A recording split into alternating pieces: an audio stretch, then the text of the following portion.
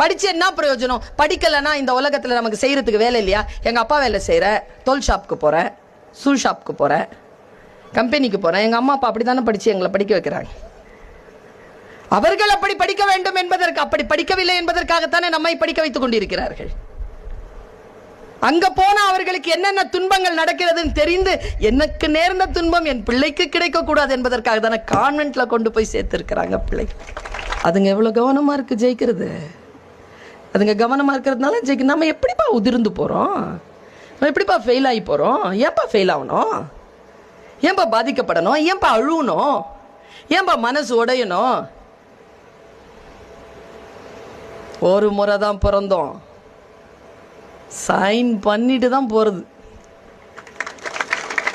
என் பிள்ளைகளே, உங்களை யாரை பார்த்து தெரியுமா அச்சப்பட வைக்கிறார்கள்? வெற்றியாளர்களை பார்த்து. நான் நல்லா இருக்கிறேன், நீ நல்லா இல்ல, இது டல், இது ஹையஸ்ட் மார்க் வாங்குறது, இது டாப்பர், இது டல் அப்படின்னு பிரிச்சு பிரிச்சு பிரிச்சு பிரிச்சு நம்முடைய வாழ்க்கையை ரணகலப்படுத்துறாங்க பாரு.